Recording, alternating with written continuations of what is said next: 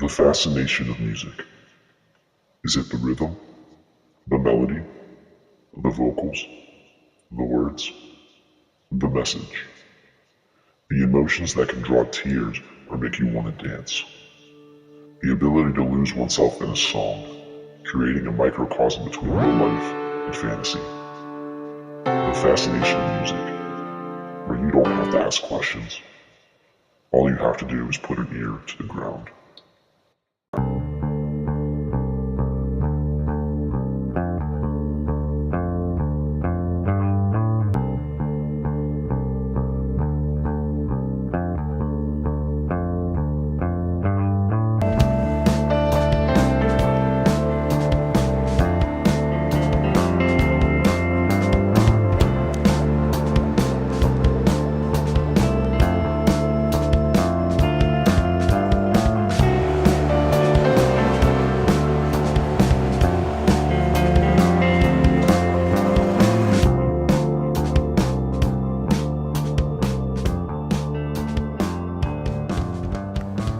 My name is Dave Panashik, and I'm the owner of Dave's Music Mine on the South Side.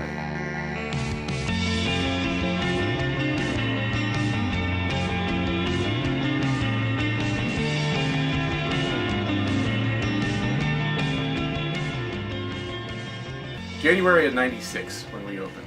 A friend of mine said, I have this music store that I don't like CDs and DVDs and all that stuff. I just like the records. So he sold me everything from the that wasn't a record in the store. Although, as you can see now, we've kind of gotten back to the records big time. Big full circle.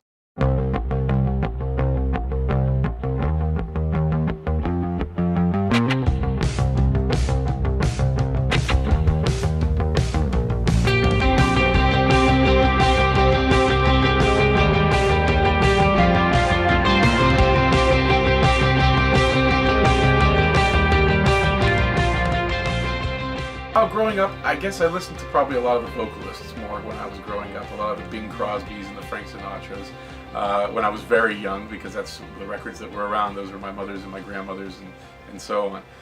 And then as I got older, I was growing up in the '80s, when my teen years. They always say that the music that you remember the most is from when you were between 13 and 15. And if you think back to any songs that you know every word to that you don't know why, it's because of that era. And back then I had listened to a lot of Styx and, oh boy, who else? A lot of The Who and Jimi Hendrix. So I was listening to a lot of 70s stuff in the '80s. Def Leppard was one of my big '80s bands back then. I remember riding on the bus, school bus, jamming to some Pyromania.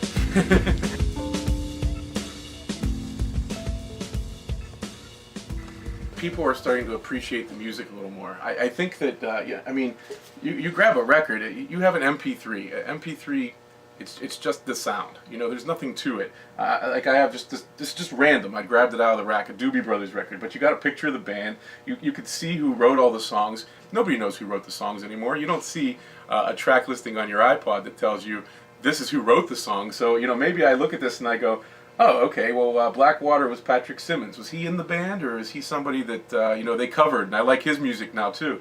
And not to mention, records are sexy. I mean, think about it now. You ask your girlfriend, when's the last time she talked about a necklace or a ring you bought her? But you buy her a record, and she'll be talking about that all the time. Records are cool. It's an accessory, almost, even. And people are happy to be able to hear the music the way it's intended to be sounding.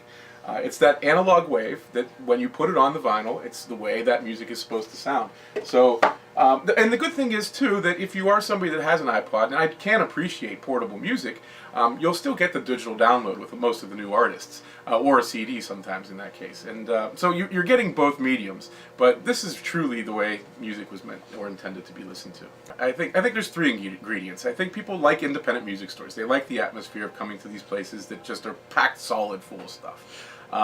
They also like the customer service. We go out of our way. I had a woman this morning calling looking for karaoke CDs, which is something we don't even really carry.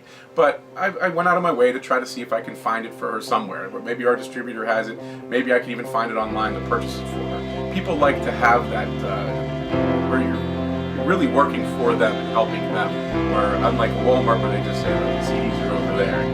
No, we'd love to have you come by. If you ever have any questions, please come ask us at our desk. And we always say, if you can't find it, ask it, because it could be here somewhere.